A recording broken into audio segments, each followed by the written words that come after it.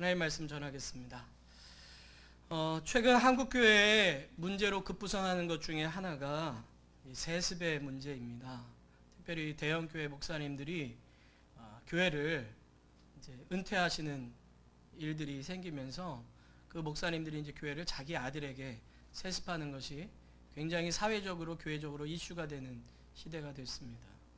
그 이유 중에 하나가 뭐냐 하면 이것이 단순히 신앙의 계승이라든가 교회 이 목회 철학에 대한 계승이 아니라 교회를 개척해서 내 힘으로 내가 이만큼 읽었는데 내 건데 이거를 남에게 주기가 싫은 거죠.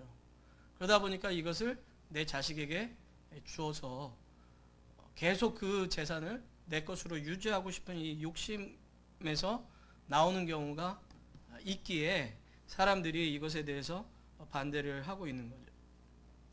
그러나 이러한 문제는 단순히 요즘 한국교회만 있는 것이 아니라 사실 미국교회 안에서도 굉장히 많이 있었습니다. 우리는 보통 한국교회만 교회 세습하는 줄 알지만 미국교회는 훨씬 더 많습니다. 사실 우리가 잘 아는 이 크리스탈 처치라고 얘기하는 수정교회도 이 슐러 목사님이 자기가 이제 해가지고 굉장히 번영신학이라는 것을 통해서 성공신학이라는 걸 통해서 굉장히 커졌습니다.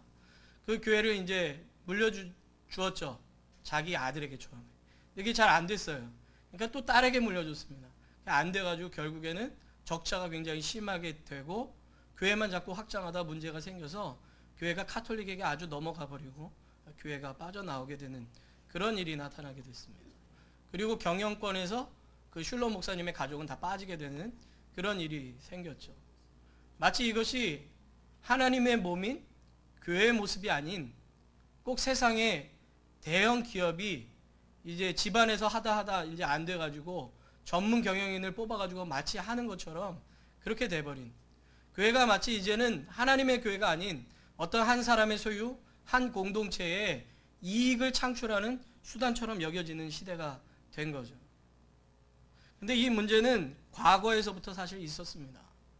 우리가 잘 아는 이 중세 시대는 교회들이 굉장히 막강한 힘을 갖고 있었습니다. 교황으로부터 그 밑에 있는 사제들이 누리는 유익이라는 것은 엄청나게 컸습니다. 굉장한 부와 권력, 지위를 가지고 있었죠. 그러다 보니까 많은 사람들이 성직자가 되고 싶었습니다. 그러니까 이 성직자를 뽑을 때 소명이라든가 부르심이라든가 훈련을 통해서 뽑은 것이 아니라 돈을 많이 내는 사람에게 성직을 사고 파는 그런 일들이 나타나게 됐습니다. 한마디로 성직 매매가 나타나게 된 거죠. 이 성직 매매라는 말이 영어로 시모니 또는 사이머니라고 불리는 말인데 이 말이 오늘 우리가 읽은 성경에 나와 있는 이 시몬이라는 사람을 통해서 나온 말이라는 거예요. 도대체 우리가 오늘 읽은 이 시몬이라는 사람이 도대체 누구길래 성직 매매라는 단어의 어원이 된 근본이 된 사람이었을까 하는 것을 오늘 좀 함께 살펴보고 싶습니다. 뿐만 아니라 이 말씀을 통해서 교회 뿐만 아니라 내 자신이 지금 어떻게 신앙생활을 하고 있고 무엇을 위해서 신앙생활을 하고 있고 하나님께서 우리에게 원하시는 교회와 성도의 모습은 어떠한 모습이어야 할 것인가 하는 것을 오늘 성경의 말씀을 통해서 좀 함께 보려고 합니다. 우리가 지난주에 이제 그 흩어진 자에 대한 이야기를 했습니다. 예루살렘 교회에 스데반의 죽음에 이어서 핍박이 오기 시작했죠. 그래서 많은 사람들이 흩어지게 됐습니다. 근데 이 흩어졌다라는 단어는 도망치다라는 뜻이 아니라 뿌려졌다라고 말씀드렸습니다. 쉽게 말해서 하나님께서 예루살렘에 있었던 이 복음, 예루살렘에만 갇혀져 있던 이 복음이 예수님께서 약속하신 말씀처럼 성령의 임하심과 함께 예루살렘, 온 유대, 사마리아와 땅끝까지 이루어지는 그 약속이 성취되는 그 시간으로서 하나님께서 뿌리셨다는 거예요. 그래서 그때 당시에 유대인들이 가장 미워하던, 가장 싫어하고 증오하던 가깝고도 먼 지역인 이 사마리아 지역에까지 복음이 전해지는 내용이 지난주에 함께 살펴본 내용이었습니다. 그곳에 이제 빌립이라는 사람이 복음을 전하는데 하나님의 말씀만 전해진 것이 아니라 그 속에서 엄청나게 큰 능력이 나타났습니다. 많은 귀신들이 사람에게서부터 떠나가고 중풍병자가 나음을 받고 안진뱅이가 일어나는 그런 사건이 나타나니까 많은 사람들이 이제 복음을 듣게 된 거죠. 오늘 그 이후에 어떻게 보면 그 순간에 있었던 어떤 한 이야기를 성경에서는 이렇게 줌해가지고 우리에게 보여주는 거예요. 그 빌립이 복음을 전하는 순간 나타났던 한 사건을 통해서 주님께서 우리에게 말씀하고 싶으신 것이 있는 거죠. 오늘 성경에는 어떻게 보면 두 부류의 사람들이 등장합니다. 첫 번째 부류는 어떻게 보면 성령에 이끌림 받은 사람들이다 라고 할 수 있습니다. 두 번째 부류의 사람은 어떤 사람이냐 하면 자기의 욕심에 이끌림 받은 육체에 속한 사람이라고 이야기할 수 있죠. 오늘 성령에 속한 사람 중에 이 두 부류의 사람이 나옵니다. 빌립과 베드로와 요한입니다. 아까도 말씀드린 것처럼 빌립은 주님에 의해서 뿌려졌고 자기가 뿌려진 그곳에서 하나님의 나라에 대해서 예수 그리스도에 대해서 복음에 대해서 전하기 시작했습니다. 그리고 그 복음을 통해서 많은 사람들이 예수님을 믿게 됐고 그의 능력을 보면서 예수 그리스도의 이름의 능력이라는 것이 바로 이것이구나 라는 것을 알게 되고 그래서 많은 사람들이 세례를 받고 그리스도인이 되게 되었습니다. 이 소문이 예루살렘까지 난 거예요. 그래서 예루살렘에 있는 사도들이 회의를 했습니다. 사마리아에 복음이 전해졌고 그곳의 사람들이 예수 그리스도를 믿고 세례를 받았다는데 도대체 어떤 상황인가 한번 가서 봐라. 그래서 사찰단을 보냅니다. 그 사찰단이 오늘 성경에 나와 있는 베드로와 요한입니다. 우리가 어떤 지역에 국가에서도 마찬가지지만 사찰을 보내거나 누군가를 그것을 보게 만들 때 아무나 안 보내죠. 믿을 만한 사람을 보냅니다. 어떤 말 한마디를 던져도 권위 있고 신뢰할 만한 사람을 그곳에 보내는데 그래서 이 사도들도 신뢰할 만한 사람을 보내는데 우리가 보통 얘기하는 수제자인 베드로, 사랑하는 제자 요한 두 사람을 보내는 거예요. 근데 이 사람들이 사마리아에 와서 보니까 정말 많은 사람들이 예수 그리스도를 영접하고 세례를 받았는데 그들 가운데 이 성령의 임함, 오순절날 있었던 그 성령의 역사가 없다는 것을 알게 됐습니다. 그래서 그 사람들을 위해서 이 베드로와 요한이 기도를 해요. 그리고 그 기도를 하는데 어떤 기도를 하냐면 안수 기도를 합니다. 안수 기도가 뭔지는 아시죠? 머리 위에다가 손을 얹고 하는 기도입니다. 안수 기도를 하고 나니까 어떤 일이 벌어졌죠? 오늘 성경 말씀해 보니까 성령이 진짜 임하신 거예요. 오순절날 임했던 그 성령의 역사가 사마리아 땅에 유대인들이 그렇게 비난하고 개처럼 여기면서 같이 상종도 안 했던 그 사람들에게 예수 그리스도의 이름으로 머리에 안수를 하고 그 안수를 할 때 그곳에 성령의 역사가 일어나게 된 거죠. 그리고 나서 그 모든 일이 마친 후에 베드로와 요한은 예루살렘으로 내려가면서 사마리아 곳곳에 들려서 그곳에서도 여전히 복음을 전하는 내용으로 오늘 성경이 마무리 지어지는 것을 볼 수가 있습니다. 오늘 이 성령에 이끌림 받은 사람들을 보면 그들은 자기의 의도나 자기의 욕심과 자기의 뜻대로 어떤 일들을 한다기보다는 주님께서 맡겨진 그 장소에서, 주님께서 보내주신 그 장소에서 자기의 사명을 다하는 것을 볼 수가 있습니다. 그것이 내게 유익이 되느냐, 내게 도움이 되느냐, 내가 원한 것이냐, 그런 것이 아닌 주님께서 나를 보내신 곳, 주님께서 나를 세우신 곳에서 그 사명의 일들을 하나하나 해나가는 것을 볼 수가 있어요. 예수 그리스도의 이름으로. 그런데 오늘 시몬이라는 한 사람이 등장합니다. 아까도 얘기한 것처럼 어떻게 보면 이 사람은 육체에 속한 사람이다 라고 얘기할 수 있는 사람이에요. 빌립이 복음을 전할 때 능력이 같이 나타났다 그랬잖아요. 이 능력을 보고 이 시몬이라는 사람이 딱 반했는데 원래 이 시몬이라는 사람은 어떤 사람이었냐? 오늘 성경에 보니까 마술사라고 나옵니다. 마술을 한 사람이에요. 근데 이 마술사는 요즘 우리가 얘기하는 뭐 데이비 카퍼필드라든가 이런 사람처럼 무슨 비행기를 없앴다가 나타나게 했다가 자유의 여신상을 사라지게 했다가 비둘기를 날렸다가 이런 사람이 아니에요. 실질적으로 어떤 능력을 나타냈던 사람들을 이야기합니다. 여러분들이 출애굽기를 보면 모세가 하나님의 뜻을 가지고 바로왕 앞에 섰을 때 지팡이를 뱀으로 만듭니다. 그때 바로왕 옆에 있던 마술사들도 지팡이를 뱀으로 만들어요. 뿐만 아니라 나일강을 피로 바꾸었을 때 그들도 물을 가져다가 피로 바꾸는 일들을 합니다. 그러니까 어떠한 조그만 어떤 능력을 행하는 그런 사람을 마술사라고 이야기하는 거죠. 뿐만 아니라 점성술을 한다든지 점을 친다든지 별을 본다든지 하는 사람들도 그때 당시엔 다 마술사라고 불렀어요. 그러니까 이 시몬이라는 사람은 바로 그런 일을 했던 사람이죠. 지금도 여러분들 그 아프리카 오지 같은 데 보면 마술사들이 있어요. 그래가지고 그 동네에 뭐 전염병이 돌면 이 마술사를 찾아갑니다. 병이 들었는데 어떻게 해야 됩니까? 그러면 이제 뭐 부적을 써주든지 어떤 열매 뭐뭐뭐를 가져와가지고 뭐 이렇게 갈아가지고 이렇게 주면 그걸 먹으면 낫는다고 또 줘요. 우리나라도 옛날에 그러지 않았습니까? 어떤 병 걸리거나 집안에 우환이 생기면 누구 찾아갔죠? 옛날에 의원을 찾아간 것이 아니라 무당을 찾아갑니다. 그래서 이런 일이 있습니다. 그러면 종이 한 장에다가 노란색 종이에다가 돼지 피로 글씨인지 그림인지 모르는 거를 딱 해가지고 딱 주잖아요. 그렇죠? 남편이 바람났다. 그럼 당신 남편의 속옷 가운데 넣어라. 그러면 이제 뭐 없어진다. 그런 얘기 하잖아요. 그게 다 뭘 믿은 겁니까? 주술의 힘을 믿은 거예요. 그런 것처럼 옛날에 마술사는 그런 일들을 했던 사람이었던 거죠. 그런데 이 시몬이라는 사람이 단순한 사이비 마술사가 아니라 진짜로 어떤 능력을 했던 사람인 거예요. 그래서 사람들이 그것에 대해서 놀라고 뿐만 아니라 그것이 단순한 놀라움이 아니라 사람들이 하나님의 능력이라고 얘기할 정도의 능력을 베푼 사람이었다는 거예요. 어떻게 보면 무당세계에 짠 것 같은 사람이죠. 사마리아 지역에. 근데 그 사람이 빌립이라는 그 헬라파 유대인 와가지고 하나님의 나라에 대해서 전하고 예수 그리스도에 대해서 전하는데 아니 안진뱅이가 일어나는 거예요. 귀신들이 막 도망치는 거예요. 중풍병자들이 일어나서 움직이는 거예요. 너무 놀라웠죠. 그러니까 이것을 믿었어요. 마치 작은 신을 믿었던 사람이 더 큰 신이 오니까 귀신 물러가고 했던 것처럼 더 큰 신을 믿기로 결단하고 세례를 받은 겁니다.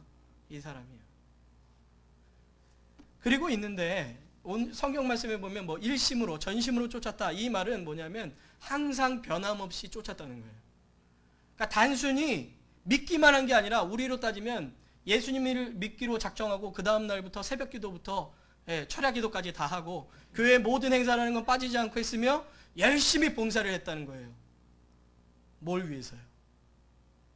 빌립이 보여준 능력을 내 걸로 만들기 위해서.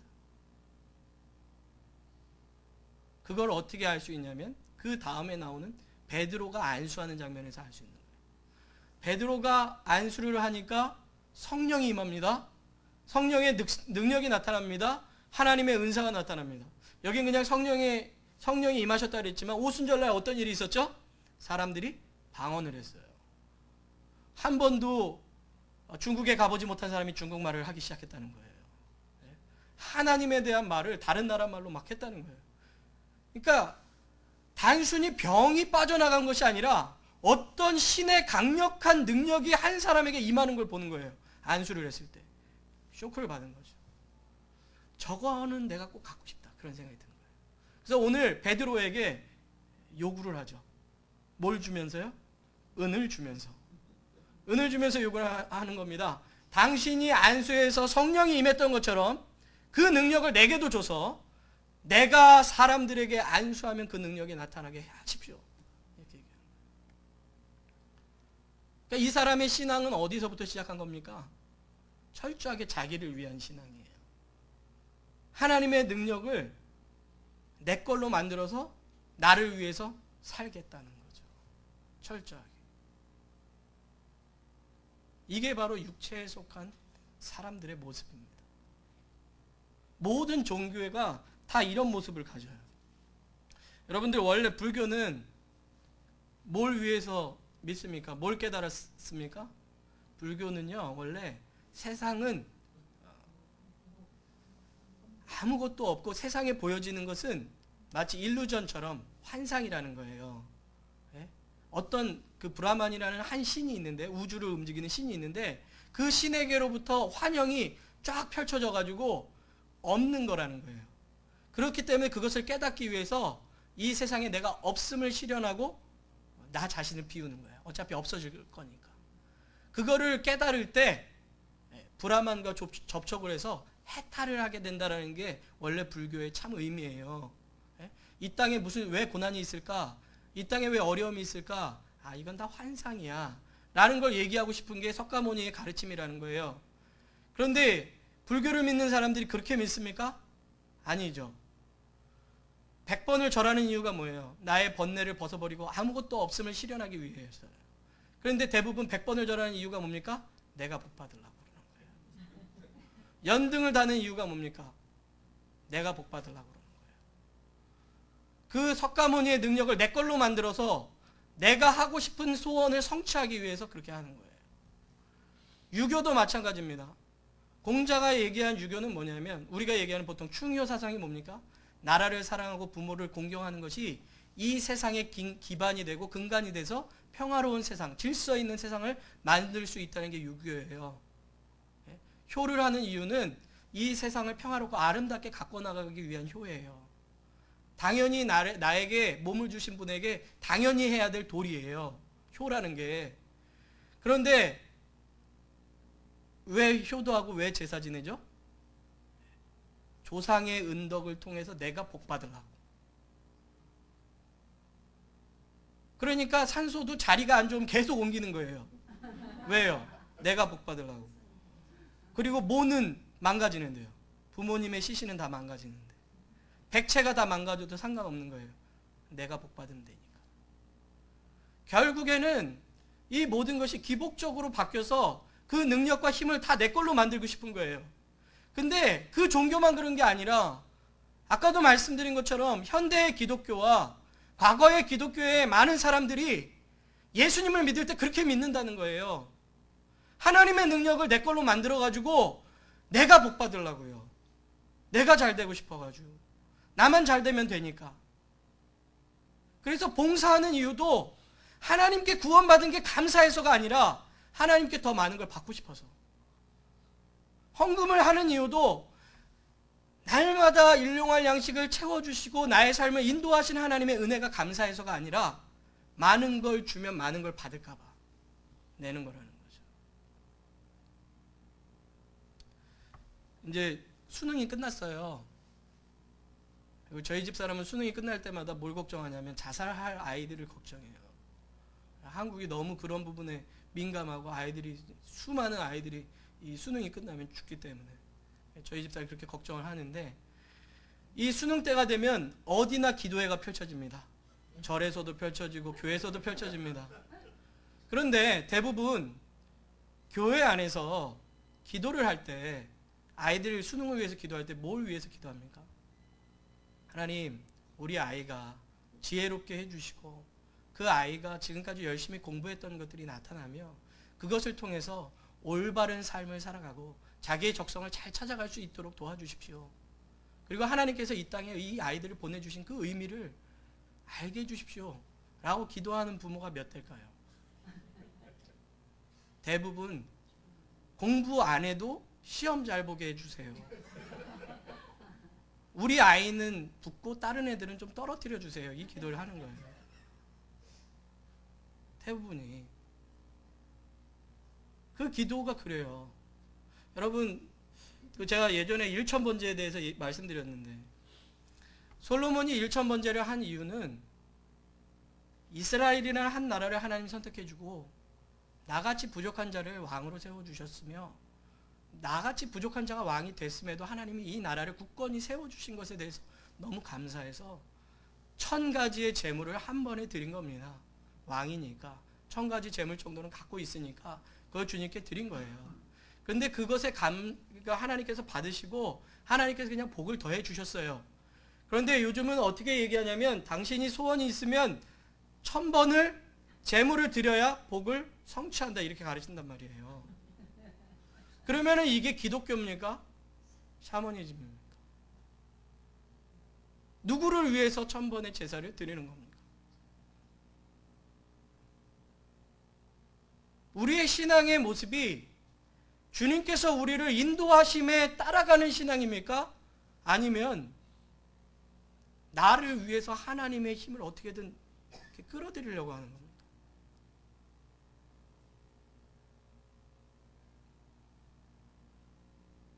것이 어떤 한 교회, 어떤 한 성도의 문제가 아니라 저는 이 시대 전반부에 흘러가는 신앙의 모습, 교회의 모습이라고 생각합니다. 오늘 성경은 그것을 우리에게 보여주는 거예요, 지금요. 부흥하고 있는 그 자리에서도 여전히 나만을 위해서, 내 능력을 위해서, 나를 드러내고 싶어서 변화됨 없이 예수를 믿는다고 하고 세례는 받았지만 여전히 내 욕심을 채우기 위해서 살아가는 한 사람의 모습을 우리에게 지금 보여주고 있는 거예요.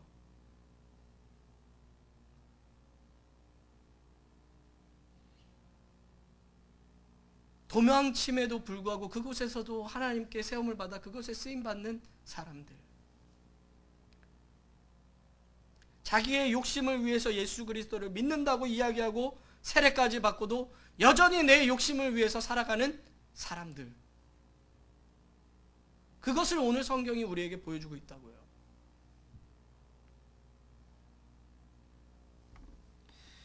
저는 이 말씀을 통해서 우리의 신앙을 한번 점검해 볼 수 있게 되기를 바랍니다. 여러분 갈라디아서 6장 7절부터 8절 말씀 함께 좀 읽어보겠습니다. 시작. 스스로 속이지 말라. 하나님은 만홀히 여김을 받지 아니하시나니 사람이 무엇으로 심든지 그대로 거두리라. 자기의 육체를 위하여 심는 자는 육체로부터 썩어진 것을 거두고 성령을 위하여 심는 자는 성령으로부터 영생을 거두리라. 아멘. 우리가 이 세상에 육체를 위해서 사는 것이 좋아 보이지만 성경에서는 예수님은 뭐라 그러십니까? 그것이 넓은 길이라고 얘기합니다. 그 끝에는 뭐가 있어요? 사망이 있는 거예요. 그러나 예수 그리스도를 바라보고 주님의 인도하심을 따라 나를 구원하신 그 주님의 뜻대로 살아가는 것이 이 땅에서는 좁은 문 같지만은 그것이 바로 영생을 거두는, 영생을 심는 것이라고 성경은 우리에게 이야기하고 있다는 거죠. 이것이 바로 육체로 사는 사람과 성령의 이끌림 받는 사람의 차이라는 거예요. 거두는 것이 전혀 다르다는 것을 우리에게 이야기하고 있다는 거죠. 하박국서를 보면 이런 말씀이 나옵니다. 우리 함께 3장 18절 말씀만 한번 다 같이 읽어보겠습니다. 시작. 나는 여호와를 인하여 즐거워하며 나의 구원의 하나님을 인하여 기뻐하리로다. 아멘. 여러분 욥기가 왜 시작됐는지 아세요? 욥기의 시작은 하나님과 사탄의 대화에서부터 시작됩니다. 하나님은 이렇게 말씀하세요. 야, 너 순전한 하나님의 사람 욥을 보았느냐? 욥은 너무나도 순전해서 그는 진심으로 나를 사랑한다. 내가 그에게 건강을 주었기 때문도 아니고 물질을 주었기 때문도 아니고 자녀를 주었기 때문도 아니고 내가 그를 창조한 것만으로도 그는 나를 사랑한다. 이렇게 얘기를 합니다. 근데 사탄은 이렇게 얘기하는 거예요. 아니에요, 하나님. 그런 일은 있을 수도 없습니다. 사람이 하나님을 사랑하는 이유는 하나님이 돈을 주셨기 때문이고 건강을 주셨기 때문이고 하나님께서 그가 뭔가 하나님한테 받은 게 있기 때문에 하나님을 사랑하는 거지 아무것도 없다면 그는 하나님을 사랑하지 않을 겁니다. 라고 얘기합니다. 우리 성도에게 하는 말하고 똑같은 거예요. 하나님은 우리를 창조하신 것만으로 구원하신 것만으로 감사한 사람을 찾으시는 거예요. 아니 감사한 사람이 있다고 믿으시는 거예요. 근데 사단은 없다고 얘기하죠. 근데 여러분 우리는 어떤 모습입니까? 아무것도 없어도 감사합니까? 아니면 줘서 감사하고 줘야지만 감사하고 안 주면 짜증납니까? 그것이 지금 하나님의 의견과 사단의 의견이라는 거예요. 하박국이 지금 이 얘기를 하고 있는 거예요. 하박국 3장 18절은 어려움을 당하고 있던 하박국이 이스라엘의 어려움을 보면서 하나님, 왜 하나님을 믿는 자가 어려움을 당합니까? 라고 얘기할 때 하나님의 음성을 듣고 의인은 그 믿음으로 말미암아 살리라라고 고백하게 되는 거예요. 아, 하나님이 계시다는 것, 그 하나님이 나를 만드셨다는 것, 그 하나님이 나를 자녀 삼으셨다는 것, 그 하나님이 나를 인도하신다는 것을 믿는 것이 우리의 삶이구나 라고 고백하면서 하나님 무화과 나무가 없고 소출이 없고 우리의 양이 없고 아무것도 없어도 그리고 오늘 3장 18절 말씀을 고백하는 겁니다. 나는 여호와를 인하여 즐거워합니다. 나는 구원의 하나님을 인하여 기뻐합니다 라고 고백하는 거예요. 아무것도 없어도. 왜요? 그 하나님이 내 하나님이시고 하나님이 복의 근원이시며 하나님이 내 삶에 인도하신다는 믿음이 있기 때문이죠.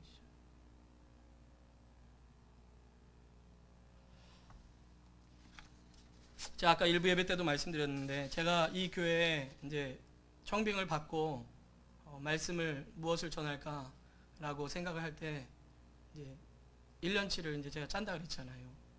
말씀을 이제 쭉 4월 달부터 12월 달까지 할 말씀을 이렇게 쫙 준비를 하는데, 처음에는 우리 교회 이제 사정을 조금 듣고 위로에 대한 설교를, 좀 치유에 대한 설교를 많이 하자. 그래서 그 부분으로 설교를 1년치를 쫙 짰습니다. 근데 설교를 딱 짠 다음에 또 이제 기도하면서, 하나님, 우리 교회 원하시는 것이 이게 단순한 치유일까요? 라고 물었을 때 하나님께서 제게 보여주신 것이 바로 이 사도행전의 말씀이었습니다. 진정한 교회라는 것이 무엇이고 진정한 성도의 삶은 무엇인가 우리에게 보여주기를 원하시는 거예요. 우리가 단순히 상처받았기 때문에 어려운 것이 아니라 주님이 어떤 분이시고 주님이 우리에게 원하시는 삶이 뭔지를 모르기 때문에 그렇게 못 사는 거예요, 사실은. 주님께서 사도행전을 통해서 우리에게 그걸 보여주시는 거예요. 교회는 예수 그리스도 중심으로 해서 성령의 역사를 통해서 교회가 생겨났고, 성도들은 바로 그 성령의 인도하심을 따라서 살아가고 있음을 성경은 우리에게 보여주고 있습니다. 그러나 성도들이 그것을 벗어나 모든 것을 자기 중심으로 만들려고 할 때 결국에 교회 안에 문제가 생겨나고 있음을 성경은 우리에게 말씀하고 있는 거죠. 저는 우리 교회뿐만 아니라 여러분 각자의 신앙을 오늘 말씀을 비춰 한번 돌아볼 수 있게 되기를 바랍니다. 나는 예수 그리스도를 믿고 세례를 받은 자로서, 예수님을 믿는다고 하는 자로서 주님의 이끌림 받는 사람인가? 아니면 아직도 내가 주인되어 내 열심과 노력으로 하나님의 능력을 내 걸로 취해서 내 마음대로 하기를 원하는 사람인가? 하는 것을 한번 점검해 보시면서, 주님께서 오늘 말씀하신 것처럼 성령으로 뿌리시고 성령으로 열매 맺으시고 주님 안에 살아가심으로 주님의 은혜가 넘치게 되는 저와 여러분들, 그리고 우리 교회가 되기를 주님의 이름으로 축원합니다. 기도하겠습니다. 참 좋으신 하나님, 성령의 사람들, 또 시몬의 모습을 봅니다. 하나님, 우리 어떤 모습입니까? 지금 어떻게 신앙생활 해왔습니까? 우리 교회는 어떻게 이끌림 받아 왔습니까? 주님, 우리가 혹시 육체를 따라 지금까지 왔다면 우리의 모든 것들을 용서하여 주시고 우리의 중심 되시고 구원 되시는 주님으로 말미암아 만족하며 기뻐하며 감사하며 주님 따르는 삶 살아갈 수 있도록 인도하여 주시옵소서. 예수님의 이름으로 기도합니다. 아멘.